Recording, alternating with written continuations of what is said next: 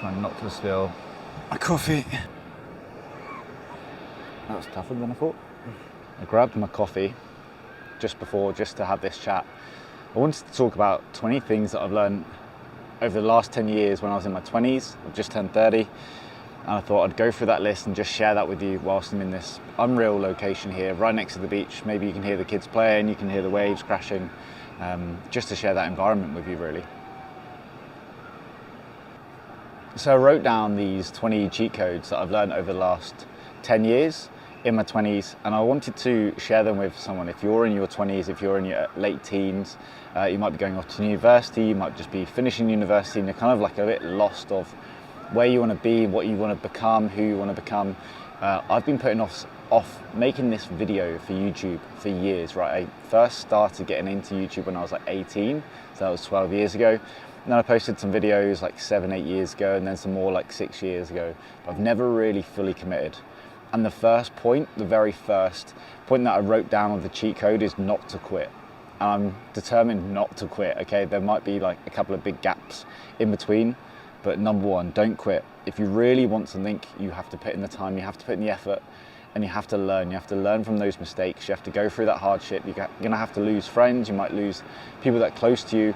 I had like lots of relationships, whether it be girlfriends or friendships, that sort of like when I started going over the road for wanting to go down the YouTube, down social media, I had like lots of friends laugh at me, and that like then held me back, and that made me quit, right, or made me stop. I didn't want to then do it. Number two is then doing those hard things and overcoming the ability to do those things.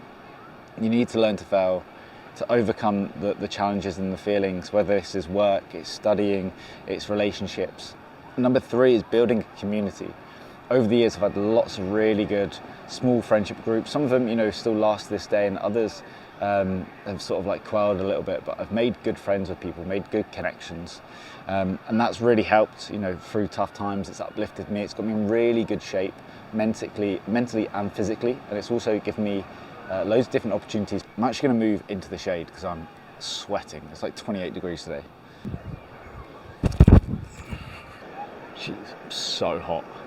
Cool, slightly different position. I was getting way too hot. I'm a bit in the shade now. Now I've got the beautiful view. You've just got some trees behind me, but you can take that in as you wish there as well. So number four is now documenting the journey. I literally filmed my whole like summer and then like the first weeks leading up to university, the first couple of months leading up to Christmas. I stupidly have archived them, deleted them, I don't know where they are, but I documented them, and it felt great, and all my friends have also documented them. So although I don't now have access straight to them, I think I could probably find their videos of like snippets of my life and different things that was going on at the time. And also taking pictures and videos. They're so important, whether you post them or not, have them somewhere that you can look back on them. I've got a hard drive where I've got some pictures and videos from a holiday from a few years ago, and I didn't want to lose them, and my phone was running out of memory. So make sure you save them somewhere where you've got them, where you can look back at them and celebrate that moment. Number five is organizing yourself. So this first starts with like making your bed first thing in the morning. As soon as you wake up, make your bed, jump out of it. And then from that point on, look at other things that you can organize. As a guy, you're either really clean or you've got messy clothes everywhere. And I was a mix of the two. We want to fold our clothes up. We want to put them all in, the same space. But then, the washing basket might be overflowing. We want to organise that. We want to make sure that that's, getting looked after, because otherwise you then don't have your favourite clothes. And you'll end up like me in my early 20s, just dressing up in black jeans and black t-shirts everywhere I went. Number six, learning what to eat, and also importantly, learning how to cook.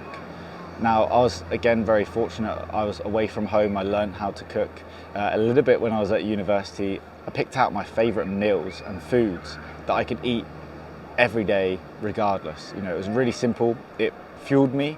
It gave me the energy that I needed, and it also built the body that I wanted at the time. Number seven, don't compare yourself to others. So comparison is the thief of joy. You're gonna, again, lose yourself in everyone else and what they're up to. They will be at their chapter 25. You might not even start your chapter 1 yet. So don't start racing ahead. Just start where you are, and you'll learn and you'll make those mistakes. Okay, location number three, because I'm absolutely dripping in sweat today. It's very hot in the sun. Number 8, where we left off, is getting 1% better each day. Creating that list of things that will move you, that will change you and challenge you. This is by going to the gym, lifting weights, learning how to do mobility training. Also, how to be better at the thing that you want to be better at, which I'll touch on in a bit there as well. About different hobbies and things that you can learn to get to the point where you want to be in life. And that might be different from you to someone else and to me, so I won't go into too much detail on those. Being cringe, number 9, being you and sharing what you love and what you want to do. And people will call you out for it as well. They'll say it's embarrassing, they'll say it's cringe, but success will look different to you to what it will to them. And once you find your success, then they'll start running to you and asking for help. And I found that a lot getting into health and fitness. Lots of my friends were like laughing. They just wanted to drink beers and go out and eat on the weekends, and that wasn't really something that I wanted to do. And I was kind of just a part of it because it was part of the culture and it was part of the friendship group. But when I'm then waking up at 5, 6 a.m. in the morning, going to the gym before going out and doing whatever it is that we're doing as a group, I was almost like mocked and laughed at. And then they start seeing the results, and then they start joining you. So, and this comes with everything, whether it's certain style of work or certain job, job role. You'll have people that still want to do those roles where they just wake up in the morning, they don't care about what they do, and you'll have others that are really passionate about what they do. Which leads me into number 10, is finding your passion. Something that it really excites you, that wakes you up every morning, gets you out of bed. And this may change over time, right? You might have a passion for a couple of years, 10 years, 5 years, and then it might change. And you might have these side projects and side passions as well. Now, I really didn't think it was going to be that hot up in the shade in the rocks here. Going into number 11, it's quite funny because I've realised we've done that like 3 times, 4 times in this video already. We've changed environment, right? We've changed the location that we've been filming this already. And this goes for the people that you're around, the negative talk that you're around. You might have some people in your life that you can't necessarily choose, their work colleagues or sort of people within the friendship group that you don't necessarily like or that you get on with. And they're always negative, they're never positive, and they're not leading by example, or, giving you something to go off. And that negative, toxic energy is just, something that you don't want to be around. For me personally, I'm now in Australia. I'm not from here. I'm from a very small town on the south coast of England. I've moved to Sydney, Australia, on this unreal beach, on these rocks by this beach. And I'm away from everyone that I know, like completely changed the environment. And that's just given me like this new lease of life and this new energy, which, by just changing your environment, same happened when I went to university. It's like a new person came out of me. Number 12 is learning new skills. So this is something that will always keep your mind fresh. You'll always then be thinking about learning that new skill and what comes with that. And that could also be like hobbies, right? So it's learning about history. Personally, I learned some Spanish. And I did Spanish classes for like 6 months. You probably wouldn't know it because I haven't had to really speak to anyone in Spanish in a long time. But like those things, those certain words or phrases that you'll pick up that friends don't know, and that then also just means that you can kind of conversate or like listen in or understand what those things are being said from that new skill that you learn. One of the things I'd always love to be able to do is learn how to play guitar. I've tried like when I was a kid a couple of times, but I never really found it. But I'd love like at some point to be able to learn that skill and just be able to play and rock, all by myself. I'm getting absolutely bitten, I think, to shreds by some little ants. Number 13 on this list, and this is something that I'm still like really learning how to do, is talking to people and just having that conversation. If you like someone's pair of shoes, go up and tell them, something as simple as that. Or if you liked what someone did in a certain environment, like, I really enjoyed watching that or seeing that. And just making that conversation, because that's really a superpower, and you'll start to meet some really incredible people and make some really incredible friends purely just by starting that conversation and finding a common interest. And I do this pretty much every day, as a coach. I'm always trying to figure out people and what they're up to, and finding conversation and hobbies and interests that then we can link back to, which is really important. Ask people questions and then also be real, talk back to them, have that conversation. Number 14 is getting in shape. Kind of mentioned this throughout, but building a strong and mobile body, like something that you're prepared to now like really look after your body, will build your mindset and also your joints and your muscles for years to come, right? It's a lot of people talk about the aesthetics, and we've got steroids and we've got all these other things that we have available for us now. But if you just truly just work out your body, whether this is body weight movements, strength movements in the gym, and mobility movements, learning again these cool skills, handstands, cartwheels, like the ability to do those in your 30s, 40s, 50s, 60s, 80s. That I've got some of my clients in their 80s and even 90s that have done handstands or have done like push-ups that their peers can't even do. You know, there's also people that I know that are in their 40s that can't even touch their toes.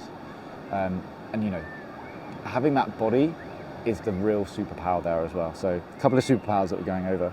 Number 15, this has caught me out definitely quite a few times. I've also put money in different places where I completely forgot for years, but having a rainy day pot. So just always like saving part of your income as if it doesn't come. That's like tax to yourself for a later date. Whether this is 50 quid, 20 quid, £100, like £1,000 or dollars, whatever it is that you're putting that money aside so that like one day, if you need to, for whatever reason, you've got that big chunk of change that you can lay down on something, or pay the mechanic or the plumber or whatever happens later on. But also for me, I've been self-employed for the majority of my life. That is like pension money. That is like this money that doesn't really get touched, that gets put away. And that's for me later down the line as well. So if you're self-employed or you work for yourself, you've just got a little part-time job, it might be something worth thinking about, even if it's just a small amount to begin with. Not financial advice, by the way. Number 16 is travel. Whether this is short breaks if you live in the UK, around Europe, or here in Australia, or if you live in the US, is going out on short breaks into new towns or new parts of your city or the country that you live in. That's fairly easy accessible, but you can meet new people, you can experience new things, you can try out new gyms, pubs, coffee shops, whatever it is that you're interested in.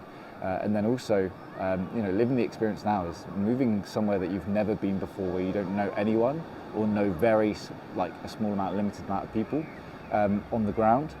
That again, it's completely life-changing. I've made brand new friends, I've met a load of new people. Living in this new environment, like I said, has given me so much energy. Number 17 is saying no. So don't be a people pleaser. This is definitely something that I've been over the last couple of years, definitely in certain aspects as well of my life. And also be precious with your time and energy. Like if you don't want to do something, just say no. Like you might hurt someone's feelings, but then also you're going to hurt yourself by being in that environment or being around those people or doing that certain thing that you don't want to do just because you want to people please others.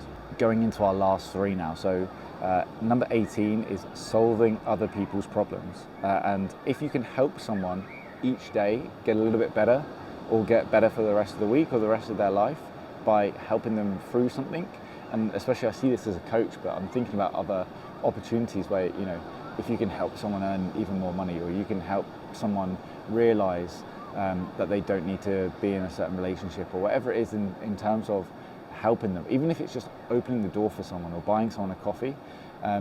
It's something that is pretty much effortless, but can completely change their life. And if it makes it better, they'll come back to you, right?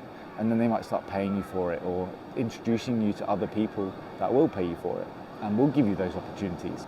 Number 19 is investing in yourself. Personally, obviously, I'm a coach. I've got a coach many times. I've got mentors many times as well, and also teachers, obviously, to learn Spanish. I wouldn't be able to learn Spanish, and especially the way I did with a group of people, if I didn't have that teacher, if I didn't invest in myself in learning that new skill and learning that new hobby. So always definitely take that opportunity if you can afford it, and you've got the right people around you to learn that new skill. And number 20, something that I love, I've got a water bottle that says be your hero or be a hero.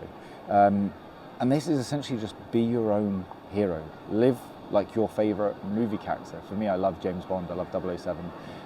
There's a couple of other shooter movies and things like that, that they pump you up so much. Like go and watch a movie, find a hero that you want to dress like, that you want to live like, that you want to look like, and become them, become charismatic, become curious. Okay, what does that mean to live like that or to feel like that?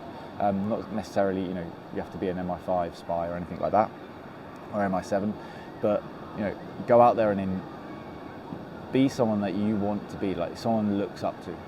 And that's 20 cheat codes that I've learned in my 20s, having now just turned 30.